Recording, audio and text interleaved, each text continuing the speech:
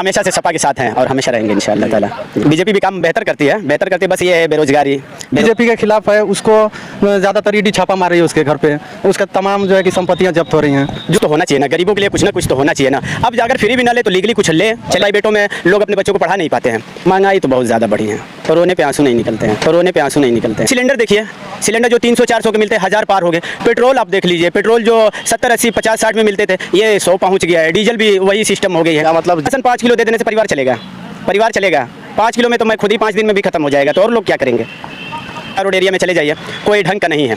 1 रुपये की वो फीस तो लगती है, मगर वो लिखा पढ़ी इतनी ज़्यादा हो जाती है कि दवा मेडिकल पे जाओ तो पता चलता है कि मिलता ही नहीं है, पैसे से देकर मिलता है। और वहाँ पे दिल्ली में चले जाइए, 5 रुपये का टोकन लीजिए, 2 रुपये का टोकन लीजिए, भरपूर खून जाँच हो जाएगी, पेशाब चेक हो जाएगी, एक्सरा हो जाएगी। ये सब सुविधाएं नहीं है। अगर केजरीवाल जी यहाँ आते हैं तो इंशाल्लाह बेहतर हो जाएगा। यहाँ पे भी वैसा मिलना चालू हो जाएगा, गरीबों की मदद हो जाएगी। यहाँ पे बीमार पड़ रहे हैं तो मऊ जाओ तो प्राइवेट में जाओ, सरकारी में कोई सुविधा ही नहीं है। यहाँ पे बड़ी बड़ी हॉस्पिटलें भी नहीं है। नमस्कार दोस्तों, मैं शिवशंकर मौर्य, यूपी सच तक खबर से। और अभी हम आ गए हैं, हमारे गांव है ये बेलथरा के पास ही में है।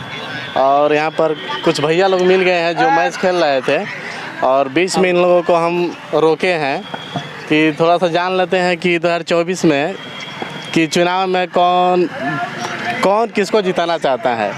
ठीक है, सबसे पहले अपना नाम बता दीजिए आप। इमरान अहमद हमारा नाम है जी। हमारे क्या करते हैं आप? हम तो विदेश में रहते हैं, क्रेन चलाते हैं, मगर अभी यहाँ पे छोटा सा एक बिजनेस डाले हैं, टेंट हाउस। विदेश में कहाँ रहते हैं आप? विदेश में सऊदी अरब में रहते हैं। सऊदी अरब में? जी। तो क्या है 2024 में आप किसको जिताना चाहेंगे? हम तो हमेशा से सपा के साथ हैं और हमेशा रहेंगे इंशाअल्लाह ताला। जी। तो क्या मतलब बीजेपी को मतलब काम नहीं आपको दिख रहा है कि मैंने काम किए हैं कि नहीं किए हैं? नहीं, ऐसा कुछ नहीं है। बीजेपी भी काम बेहतर करती है, बस ये है बेरोजगारी तो भाई बहुत ही ज़्यादा बढ़ गई है। अच्छा। चरम सीमा पे एकदम हो गई है बेरोजगारी। यहाँ पे जितने भी शिक्षित लड़के हैं, कभी देखिए तो कभी कुछ कर रहे हैं, कभी कुछ कर रहे हैं, मगर जहाँ तक उन लोगों की सोच है वहाँ तक नहीं पहुँच पा रही, नौकरियाँ नहीं मिल रही है। एजुकेशन। क्या नाम हुआ भैया आपका? शाहिद अहमद जी। 2024 का चुनाव होने वाला है जी। और आप किसको प्रधानमंत्री के रूप में देखना चाहते हैं? प्रधानमंत्री तो एक्चुअली हम देखना चाहेंगे अरविंद केजरीवाल को जी। क्या उम्मीद है उनसे? उम्मीद यही है कि शिक्षित हैं और जो है कि उनका जो प्लान रहता है वो गरीबों बेरोजगारों को नौकरी देना, और तमाम जो घरेलू चीज़ें हैं जैसे राशन, बिजली, ये सब सस्ता है। राशन तो बीजेपी भी दे रही है आपको। नहीं, तो राशन से सिर्फ नहीं ना चलेगा। एक्चुअली हम बोल रहे हैं ना कि राशन चाहिए, तो राशन तो दे रही है। वहाँ दिल्ली का देखिए, अभी जहाँ पे उसका आम आदमी पार्टी का है वहाँ पे हम बोलते रहे बिजली का सुविधा है, 300 यूनिट ऐसे कुछ फ्री है, और स्कूल के हालात काफ़ी बेहतर हैं शिक्षा के मामले में। आदमी जो है कि शिक्षा से आपने जब शुरुआत कर दिया है तो वहाँ पर सिसोदिया साहब जी हैं, फिलहाल वो शिक्षा मंत्री थे वहाँ के दिल्ली के, और अभी वो जेल में हैं। क्या कहेंगे उनके बारे में? अब उनके बारे में हम तो हमारे समझ से तो कुछ षड्यंत्र लग रहा है कि उनको फंसाया गया है। होगा तो कितने दिन तक हम लोग और जैसे सरकार उनको बंद रख पाएगी? अब जो भी बीजेपी के खिलाफ है उसको ज़्यादातर ईडी छापा मार रही है उसके घर पे, उसका तमाम जो है कि संपत्तियां जब्त हो रही हैं। जो भी जैसे सपा में थे, अभी ये क्या नाम है उनका, अतीक अहमद हो गए, मुख्तार अंसारी, ये लोग जो है कि हाँ विरोधी थे। तो इन लोगों का जो है कि जो भी संपत्ति था, आज कितने दिनों से तमाम सरकारें आईं लेकिन उतना जांच पड़ताल नहीं हुआ, लेकिन बीजेपी सरकार आते ही तमाम जो है कि ईडी के छापे पड़े, तमाम उनका जो केस था वो ओपन हो गए। इस तरह के मामले आ रहे हैं। तो 2024 में अरविंद केजरीवाल को आप लाना चाहते हैं, तो और कौन सा काम बाकी है जो बीजेपी नहीं करा पाई? सबसे बड़ा मुद्दा तो ये अपना बेरोजगारी है। युवा जो है कि बेरोजगार घूम रहे हैं इधर उधर। क्या किए हैं आप पढ़ाई में? पढ़ाई में हम तो 10वीं तक पढ़े हैं। इसके बाद पढ़ाई नहीं की है? उसके बाद क्यों? क्योंकि हालात वैसे दुरुस्त नहीं थे उस टाइम। अच्छा जी। चलिए ठीक है, कुछ जो पर्सनल चीज़ होती है नहीं बताना चाहिए। तो आप थोड़ा सा बता दीजिए, केजरीवाल को आप लाना चाहते हैं, क्या क्या मुद्दा है उनके सामने जो वहाँ पे दिल्ली में हम रहे हैं, वहाँ पे काम भी किए हैं। कितने साल रहे हैं आप? वहाँ पे दिल्ली में तो हम ज़्यादा नहीं, 6-7 साल रहे हैं, मगर वहाँ पे जो हॉस्पिटल है ना, यहाँ पे क्या होती है, हॉस्पिटलों बेलथा रोड एरिया में चले जाइए, कोई ढंग का नहीं है। 1 रुपये की वो फीस तो लगती है, मगर वो लिखा पढ़ी इतनी ज़्यादा हो जाती है कि दवा मेडिकल पे जाओ तो पता चलता है कि मिलता ही नहीं है, पैसे से देकर मिलता है। और वहाँ पे दिल्ली में चले जाइए, 5 रुपये का टोकन लीजिए, 2 रुपये का टोकन लीजिए, भरपूर खून जांच हो जाएगी, पेशाब चेक हो जाएगी, एक्सरा हो जाएगी। ये सब सुविधाएं नहीं है।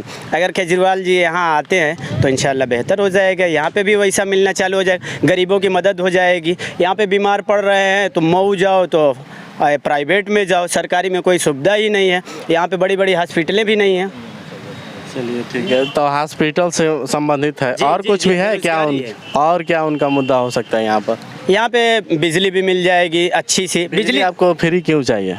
फ्री नहीं चाहिए भैया अभी बोले हैं कि 300 यूनिट वहाँ पर फ्री। तो कुछ ना कुछ तो होना चाहिए ना, गरीबों के लिए कुछ ना कुछ तो होना चाहिए ना। अब अगर फ्री भी ना ले तो लीगली कुछ ले चलेगा। फ्री का सब कुछ दिया जाए, नहीं नहीं, ये गलत हो जाएगा, फ्री का नहीं होना चाहिए। लीगली जो तौर पे जो चल रही है, कानून तौर पे जो भी यूनिट है बेसिक चल रही है वहाँ पे, यहाँ पे तो कितना है ये नहीं पता है, मगर यहाँ पे ज़्यादा है। वहाँ पे कुछ यूनिट फ्री है, कुछ उससे ज़्यादा मिलता है, चार्ज देना पड़ता है, वो यहाँ पे हो जाए। हॉस्पिटलों को हो जाए, शिक्षा अच्छा हो जाए। यहाँ प्राइवेटों में लोग अपने बच्चों को पढ़ा नहीं पाते हैं, खाली सरकारी में चले जाओ। जिससे महंगाई दर बढ़ी है या घटी है? महंगाई तो बहुत ज़्यादा बढ़ी है और रोने पे आंसू नहीं निकलते हैं। इसके क्या क्या क्या क्या चीज़ है? बढ़ा है आपके पास? क्या यहाँ पे सिलेंडर देखिए, सिलेंडर जो 300-400 के मिलते हैं 1000 पार हो गए। पेट्रोल आप देख लीजिए, पेट्रोल जो 70, 80, 50, 60 में मिलते थे ये 100 पहुँच गया है। डीजल भी वही सिस्टम हो गई है। क्या मतलब जब केजरीवाल सरकार आएगी तो इसको कम कर पाएगी? इंशाल्लाह कुछ तो बेहतर जरूर हो जाएगा। केंद्र में अगर वो राज्य में, अगर ये एक राज्य में वो चला रहे हैं, पंजाब में भी देखिए बहुत बेहतर चल रही है।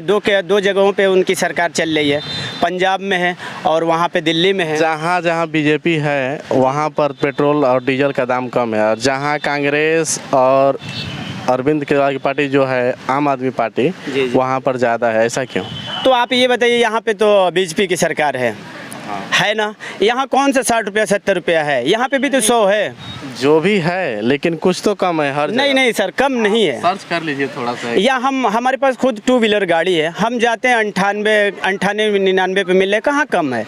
70-80 मिलते तब ना। हम लोग बेसहारा है, हरियाणा का बेरोजगार। देखे हैं, हरियाणा का हरियाणा तो हम पर लोग, कांग्रेस है।